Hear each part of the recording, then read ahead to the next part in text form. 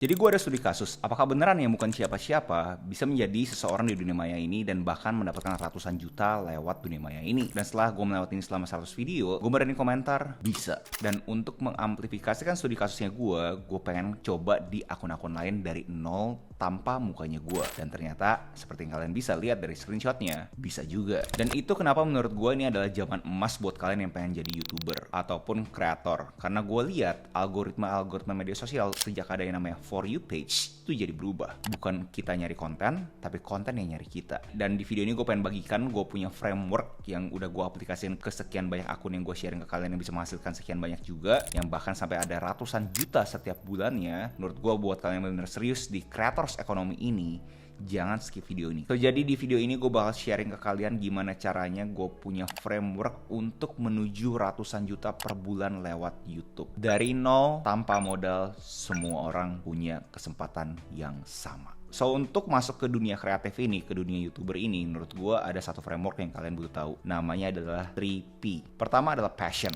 Nah, kata passion ini sering terasosiasikan dengan kata-kata menyenangkan, passionate. Gue happy banget nih. Di sini gue ngapain kalian tuh salah nangkep. Passion yang gue maksud di sini adalah aktivitas yang kalian rela menderita untuk kalian lakukan. Pastiin kalian create video ini, kalian tuh rela menderita dahulu. Karena kalau misalnya kagak percaya sama gue, ini video kedepannya nggak mungkin relevan guys. Ini penting banget buat kalian tuh ngerti. Kalian tuh harus punya passion untuk bikin suatu karya di dunia maya ini. Begitu udah kalian punya passion, berikutnya adalah kalian tuh harus tahu problem. Mungkin kalian punya aktivitas yang kalian rela menderita tapi tidak menyelesaikan masalah siapapun. Mungkin nggak?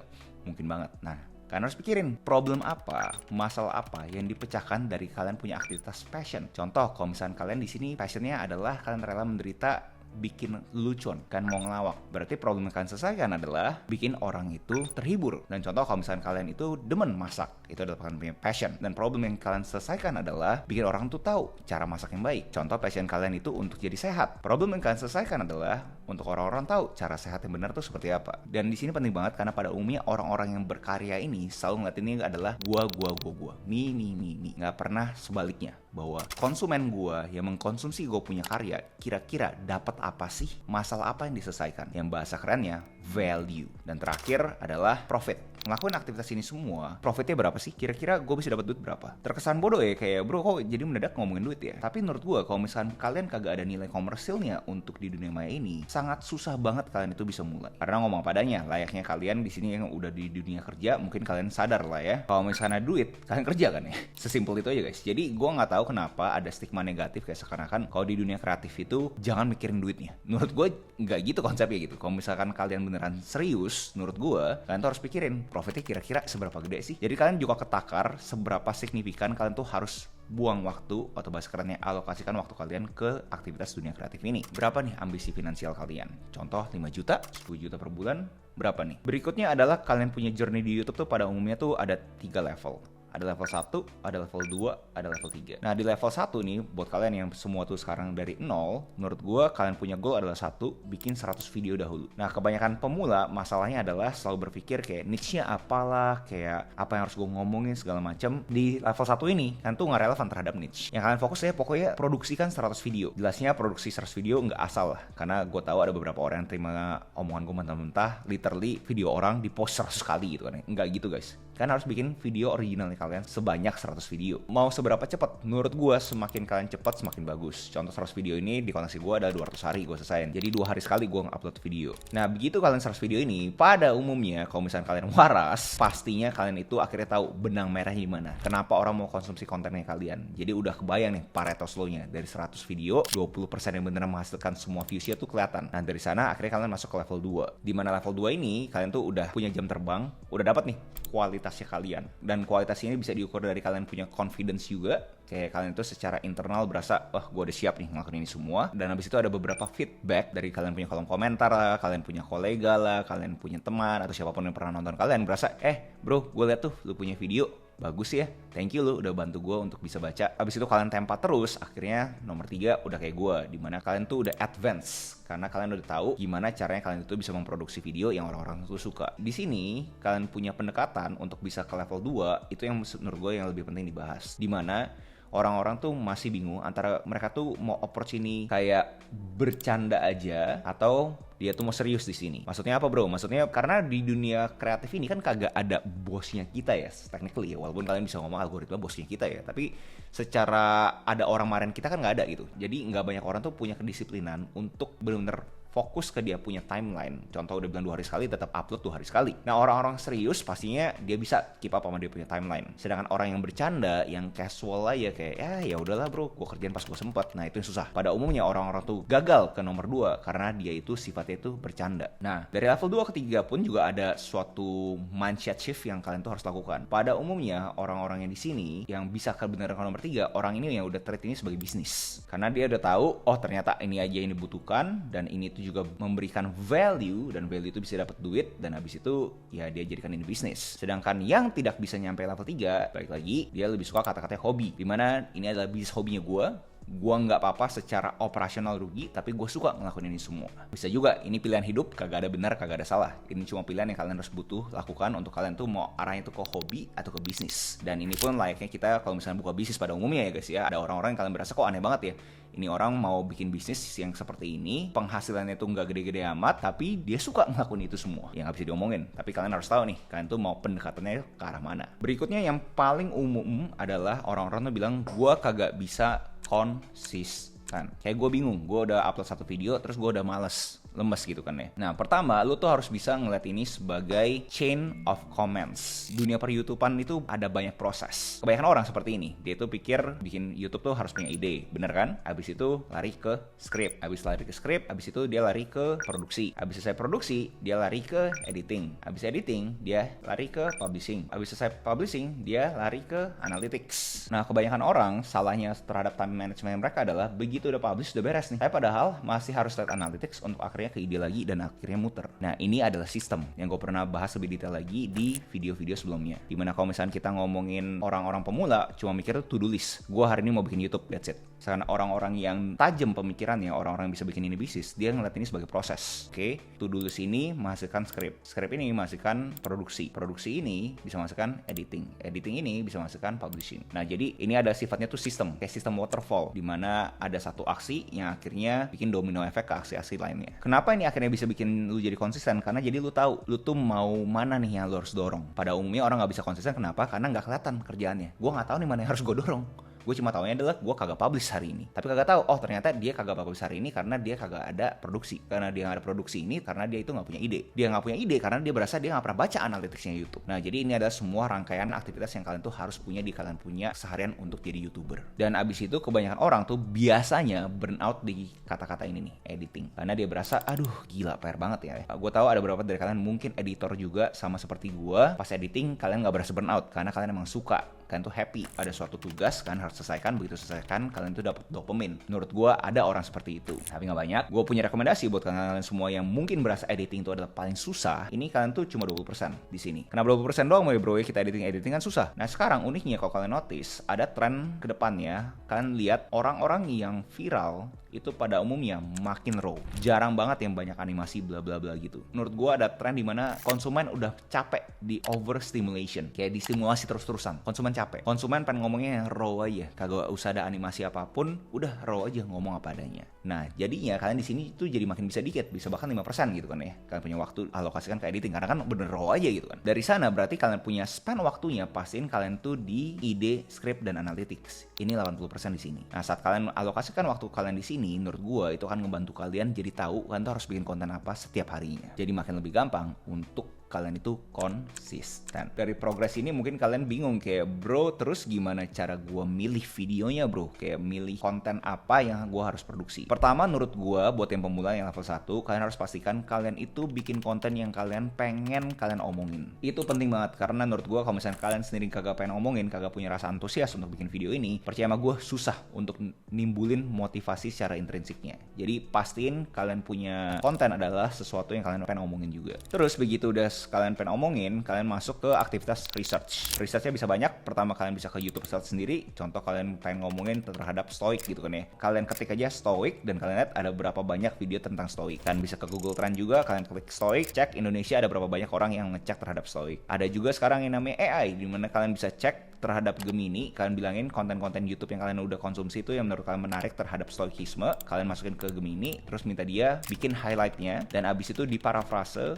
dan abis itu kalian dapat tuh highlightnya, dan abis itu tinggal kalian omongin sesuai dengan pengalamannya kalian. Nah di sini ada kata kunci pengalamannya kalian, karena kalau misalnya kita ngomong teori, semua orang bisa mendistribusikan teori-teorinya. Yang orang nggak bisa bohong adalah pengalamannya. Contoh kalian, kenapa kalian masih mau nonton Agus Dewa Halim ngomongin YouTube sampai di detik ini, menit ini? Karena gue punya social proof di awal video kan. Kalau misalnya gue nggak punya social proof, gue pernah bikin sekian banyak akun di YouTube, gue yakin pasti kalian kagak percaya sama gue. Tapi karena sudah mempunyai social proof, makanya kalian tuh bisa nonton sampai menit ini. Jadi sangat penting banget kalian tuh harus bisa memparafrase dengan kalian punya pengalaman. Jadi untuk kalian tuh pick the video, caranya simple banget. Satu, cek dari semua search engine, AI, cek dari YouTube-nya sendiri, cek dari Google Trend, cek Gemini guys. Karena sekali lagi kita mau di YouTube kan ya, karena kita mau di YouTube, jadinya menurut gue AI yang bener-bener punya semua database YouTube ya pasti perusahaan yang sama, yaitu Gemini. Udah dapat ke nomor 2-nya, kalian pastiin kalian parafrase sesuai dengan pengalaman kalian. That's how you pick the video. Berikutnya adalah suatu perasaan abstrak yang harusnya kalian itu pasti rasakan, terutama kalau misalkan kalian itu yang sama kayak gue yang bukan siapa-siapa. Yaitu perasaan yang namanya imposter syndrome. Karena kalian berasa sebenarnya gue siapa ya? Gue kayak nggak layak deh ngomongin ini, kayak seakan-akan gue menggurui. Pertama, kalian saat ngomong sama orang, nah kayak kita ngomong sama orang di dunia real bukan di dunia maya, kita tuh harus kayak teman. Itu pertama, jangan menggurui. Tapi mungkin kalian berasa kayak gimana cara taunya bro? Kita nggak menggurui segala macam, itu kan berdasarkan impresinya orang. Benar, setuju. Nah, lanjut ke poin keduanya gue. Dimana imposter syndrome ini kalian tuh harus lawan dengan kalian punya rasa egois. Gue tahu terkesan tolol dan agak aneh, tapi coba dengerin gue dulu. Kalian tuh harus bisa jadi selfish untuk jadi selfless. Gue coba ulangin sekali lagi ya. Kalian harus jadi selfish untuk jadi selfless. Gak kebayang? Nah, gue tahu kata-kata egois kan selalu mempunyai konotasi negatif. Semua orang maunya selfless, karena kan terkesan lebih keren, terkesan lebih manusiawi. Gue paham. Tapi ngomong simpelnya adalah, kalian tuh kagak bisa jadi selfless kalau misalkan kalian itu belum egois. Jadi untuk kalian melawan imposter syndrome, kalian harus punya egois bahwa gue pengen tahu gue tuh mau memahami ini konten atau tidak. Gue mau memahami materi ini atau tidak. Karena kalau misalnya gue tidak memahami, berarti gue kagak bisa bikin video terhadap materi tersebut. Jadi setiap kali kalian bikin video YouTube, jangan mikirin kayak kira-kira orang bakal ngeliat gue seperti apa ya. Jangan lihat seperti itu ya guys. Lawan perasaan itu dengan kalian punya egois bahwa gue pengen tahu gue memahami atau kagak. Seperti yang gue sering bahas di YouTube-nya gue, dimana kalau misalnya kalian pengen tahu kalian itu memahami suatu materi, bukan mengetahui, coba deh kalian ngomong depan kamera aja. Saat kalian tahu itu memahami, saat kalian itu tidak butuh skrip, dan orang-orang juga komentar bahwa thank you banget penjelasannya itu sangat mudah dimengerti, berarti itu kan kalian sudah memahami. Jadi kalian harus bisa melawan imposter syndrome ini dengan rasa egois bahwa kalian tuh pengen belajar buat kalian sendiri, dan setelah itu akhirnya kalian punya kompetensi akan mengeluarkan yang namanya kepercayaan diri. Alhasil kalian kagak usah tuh ngerasain yang namanya imposter syndrome lagi. Dan mental shift terakhir yang mungkin gue bisa sharing ke kalian adalah get out of your head. Ini adalah the classic psychology effect yang namanya spotlight effect, dimana kita pikir semua orang tuh ngeliatin kita, tapi percaya sama gue guys, nggak ada yang peduli. Yang peduli itu benar cuma orang terdekatnya kalian, dimana orang-orang terdekat kalian cuma pengen ngelindungin kalian doang. Nggak pengen kalian tuh rasa tersakiti. Tapi balik lagi, kalian tuh bukannya nggak pengen tersakiti, kalian tuh pengen tahu kalian tuh paham atau kagak. So get out of your head. Nggak ada yang peduli guys, no one's judging you. Nah di sini menurut gue udah mulai masuk ke level 2 nih, level 2, level 3 nih ya. Dimana kalian di sini kalian harus mulai peduli kalian punya niche apa. Niche itu banyak ya, orang-orang punya perguruan tingginya beda-beda, jadinya definisi niche-nya pun bisa beda-beda gitu. Gue mau yang lebih abstrak lagi. Gue nggak mau main secara umum. Niche itu menurut gue adalah kata-kata yang lu pengen terasosiasikan. Contoh di sini kalau misalnya kalian lihat Agus Dewa Halim, kalian pengen mengasosiasikan Agus Dewa Halim dengan kata-kata apa? Gue punya tebakan, ada kata-kata buku, ada kata-kata produktif, ada kata-kata jualan online, apa tuh? Nah itu adalah niche-nya gue. Sekarang kalian coba ganti si Agus Dewa Halim ini dengan diri kalian. Kira-kira kalian pengen terasosiasikan dengan 3 kata kunci apa? Breakdownin. Nah itu adalah niche kalian. Semua aktivitas konten yang akan kalian lakukan harus bisa memberikan impresi ke orang bahwa kalian itu terasosiasikan dengan kata-kata kunci tersebut. Ngomong simpelnya adalah what's your keywords. Berikutnya adalah suatu hal yang pemula itu jarang pengen lihat, yaitu namanya adalah analytics. Karena orang pengen lihat tapi sebenarnya cuma views doang kan ya. Begitu views, lihat di like, udah malas tuh dia lihat isinya apa. Dan menurut gue ini yang ngebedain the top 1% sama the 99%. Kalian yang pengen jadi top 1% YouTuber ataupun bahkan kreator, kalian tuh harus berani ngeliat yang namanya analytics. Analytics itu menyakitkan karena kalian bakal baru tahu ternyata orang itu tidak mendengarkan kalian sampai habis. Tapi kita ngomong secara rasional aja lah, berapa banyak sih orang-orang yang beneran bisa nonton video kita yang 10 menit, 20 menit sampai habis. Harusnya kan gak banyak juga kan ya. Nah di sana kalian tuh gak boleh baper. Kalian tuh harus tahu ternyata 20 konten gue yang viewsnya rendah ini ternyata karena orang-orang itu udah stop di menit kedua. Itu adalah kalian punya indikator untuk tahu bahwa berarti gue tuh harus bikin hook kecil lagi di menit kedua. Yang ngomong kerennya adalah retention rate. Seberapa lama orang tuh konsumsi kontennya kalian. Buat kalian masih kagak paham, contoh konten kalian tuh 10 menit ya kan ya, 0 sampai 10 gitu kan ya. Kalau misalkan orang tuh konsumsi sampai menit ke-7, itu berarti 70%. Dimana 70% retention rate ini adalah yang orang-orang besar, top 1% tuh pada umumnya itu 70%. Mr. Beast pernah ngomong di beberapa podcast yang dia diundang. Sedangkan yang jelek adalah ya 10-20%, dimana menit kedua gitu kan ya, menit pertama udah pada cabut. Nah di sini kalian tuh harus bisa pastikan kalian tuh punya hook, punya apapun itu, punya gaya storytelling untuk kalian tuh bisa ngebus ini sampai 70%. Nah mungkin kalian berpikir kayak caranya gimana bro? Caranya tuh sebenarnya simple banget. Ada format yang orang-orang tuh pakai, namanya tuh HIVES. Hook, intro, value, and screen sales pitch. Menurut gue ini sangat tepat, tapi buat advance. Buat pemula, menurut gue udah paling mudah tuh PAS. Problem, agitate, solution. Jadi untuk 1-3 menit pertama, kalian tuh harus introduction, kalian punya problem. Kayak masalah apa sih yang akan dibedah di video hal ini. Habis itu, terakhir di agitate. Kalian amplifikasikan masalah tersebut. Ya kenapa masalah ini semua orang yang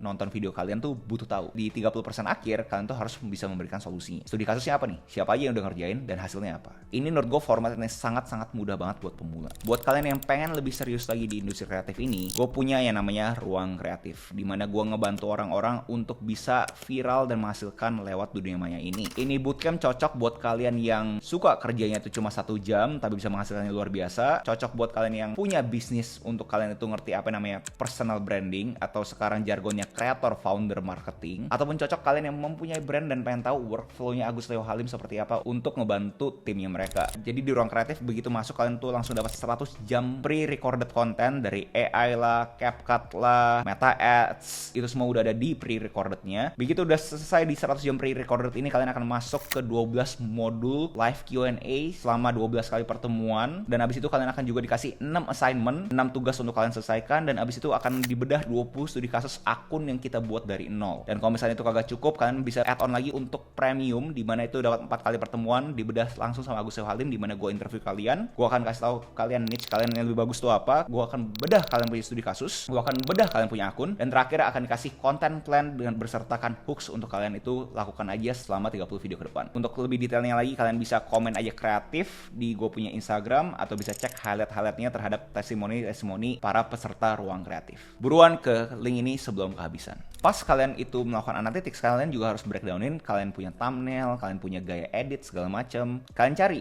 dari 100 kontennya kalian, 20 konten yang bagus, bentuknya seperti apa sih? Nah di sini tipsnya gue adalah kalian yang nggak punya background editing, ada 2 yang tadi gue bilang. Pertama raw banget, kedua outsource. Coba kalian outsource saja ke orang-orang yang mempunyai keterampilan untuk editing. Di kota-kota seperti Jakarta, per video yang gue dengar masih bisa dapat tuh satu video di angka range 100 sampai 200 ribu, tergantung seberapa kompleks kalian punya video. Dan habis itu thumbnail, kalian juga bisa memakai Canva yang mudah banget, dimana orang-orang pada umumnya tuh ada 3 layer. Layer pertama adalah backgroundnya, layer kedua adalah si subjeknya, layer ketiganya adalah teksnya. Nah yang lainnya itu tergantung kalian mau masukin graphics lagi, berarti ada 4 layer. Terus ada logonya mungkin jadi layer kelima, jadi tergantung kalian mau seberapa clean. Tapi gue rekomendasikan kalian jangan terlalu overthink this, pokoknya cek aja, karena di YouTube juga ada yang namanya A/B testing. Jadi kalian kalau misalnya mau testing, kalian bener coba tes aja A seperti apa, B seperti apa, C seperti apa. Yang A itu mungkin layernya cuma 3, B layernya cuma 2, C layernya 5. Terus biarin konsumen yang mengkonsumsi videonya kalian yang akan memberitahukan mana sih yang mereka lebih suka. Dari sana akan menjadi kalian punya indikator bahwa kedepannya kalian akan membuat grafik thumbnail kalian seperti itu. Terakhir yang paling subjektif yang orang-orang tuh suka suka bingung, kayak gue gak tahu style gue apa. Dia tahu niche-nya tapi gak tahu style videonya mau gimana. Mau ngomong seperti ini kah, mau yang lebih fun, yang lebih kelihatan karakternya. Orang tuh kagak tahu. Gue selalu bilangin ke peserta ruang kreatif, gue selalu bilang ke mereka bahwa style lu akan tumbuh sendiri. Gue selalu berpacu yang namanya kuantitas bikin kualitas. Style lu akan ketemunya pas lu udah punya kuantitas. Pas lu punya jam terbang sekian banyak, akan akhirnya terjadi lu punya style, lu punya gaya. Pas awal-awal lu gak usah mikirin, pokoknya lu pikir siapapun yang menurut lu menarik, lu coba aja tiru. Jadi contoh, mungkin lu di sini suka gayanya si Alex Hormozi, ya kan awal-awal. Tapi lu juga suka gayanya si Denko. Tapi lu juga suka gayanya si Ali Abdaal. Nah, di sana, di tengah-tengah, itu adalah dirinya lu. Begitu kalian mendapatkan 100 video gayanya Denko, 100 video gayanya Ali Abdaal, di tengah, itu akan jadi diri lu. Lu akan jadi sesuatu yang beda. Lu unik. Terakhir buat kalian yang nonton sampai sini, pengen tahu gimana sih caranya gue bisa mendapatkan penghasilan seratusan juta di dunia maya ini, tapi berasa poin-poin gue sebelumnya terkesan PR banget. Apakah itu PR? Yes, PR guys. Tapi menurut gue begitu kalian dapat engine-nya, dapat mesinnya, ini sesuatu yang gue berani komentar bisa jadi passive income. Pasif di dalam konteks bahwa kalian tuh cuma cukup produksi sekali, terus udah tinggal ngeraup duitnya. Tapi gue tahu nggak semua orang berasa bahwa ini adalah sesuatu yang mereka ingin kejar. Mereka lebih memilih untuk hal yang lebih mudah aja. Di dunia per YouTubean ini, di dunia kreatif ini, sekarang tuh ada dua tren yang kalian tuh harus tahu. Pertama adalah clipping. Seperti yang gue pernah bahas di video-video gue sebelumnya. Jadi clipper itu sangat menarik banget sekarang. Karena makin banyak orang-orang tuh bikin podcast. Semakin banyak orang yang bikin podcast, alhasil orang-orang podcast tersebut butuh di klip mereka punya podcast. Cuma modal CapCut doang, taruh hooknya beres. Jadi menurut gue itu ada suatu kesempatan yang kalian juga bisa ambil. Contoh kalian di sini pun kalau misalnya tertarik jadi Agus Halim punya clipper pun, gue udah siapin dana ratusan juta untuk buat kalian jadi clippernya gue. Jadi setiap kali kalian mendapatkan 1 juta views, gue kasih kalian 1 juta dan seterusnya. Kalian bisa cek lebih detailnya link di deskripsi. Kesempatan berikutnya, kalian tuh bisa jualan produk digital. Orang-orang tuh berpikir, oh gue tuh dapat duit tuh cuma bisa dari AdSense doang, atau yang paling umum di Indonesia brand placement, atau bahasa lebih simpelnya endorsement. Apakah itu bisa menghasilkan duit? Yes, seperti kalian bisa lihat, bisa dapat ratusan juta setiap bulannya. Akun-akun gue lain pun bisa dapetin 10 juta, 3 juta, 5 juta. Yes, bisa dapat duit segitu. Tapi sekarang zamannya itu udah berubah. Sekarang kalian udah bisa bikin konten, dan abis itu kalian bisa arahkan konten tersebut ke suatu link. Link tersebut adalah link produk digital yang kalian jadi afiliatornya. Kalian bahkan nggak butuh modal untuk bikin produk digital tersebut. Contoh kalian nge-clipping videonya Agus Halim, link di bio-nya kalian pakai yang namanya lnk.id, kalian add new blog, kalian klik affiliate, kalian masukin produknya Agus Halim. Jadi kalian udah bikin kontennya Agus Halim, karena klip kan gitu kan ya, kalian dapat views gue bayar, dan abis itu ada double nih cuannya. Begitu views gede nih, kita ngomongin simple aja lah, 1 juta views kan berarti kan kalian dapat dari gue 1 juta kan gitu kan ya. Kita simulasi 1 juta tersebut, asumsi ya 1 juta, kita ngomongin 10 orang aja deh, 10 orang mendadak beli gue punya produk digital yang ada di link bio-nya kalian, yang kalian itu bisa langsung pakai link tanpa modal sama sekali. Link itu gratis. Dari 10 orang tersebut beli produk gue yang harganya itu 750.000. Jadinya 7,5 juta. Affiliate fee-nya tuh 50% guys. Berarti kalian tuh dapat lagi 3,25 juta. Berarti kalian dapat 3,75 juta. Jadi 1 juta tambah 3,75 juta berarti kalian dapat 4,75 juta hanya dalam satu video top. Kalian bayangin kalau misalnya kalian terus-terusan bikin video, kayak gue bilang 100 video kalian hajar terus karena kalian clipper, kalian itu bisa lebih cepat lagi produksi video dibandingkan long form seperti ini. So menurut gue itu ada kesempatan di dunia era YouTube sekarang yang gak banyak orang ngomongin. Dimana kalian bisa jadi clipper, habis itu kalian bisa jahit lagi ke produk digital. Double guys. Tapi buat kalian yang tahan banting, menurut gue sangat bagus banget kalian ngelakuin semua isi video ini. Jadi bahkan 3 penghasilannya. Dari AdSense, dari jadi clipper, dan dari digital product. Menurut gue ini adalah kesempatan emas di dunia maya ini, dimana gue lihat banyak banget sekarang akun-akun YouTube kecil yang lagi di-push sama algoritma YouTube. So itu aja video essay gue hari ini. Next video essay apa yang menurut kalian menarik untuk gue bawakan, tinggal komen aja di bawah. Jangan lupa like, comment, subscribe, nyalain notifnya, share teman kalian, and I'll see you in the next video. Salam kreatif.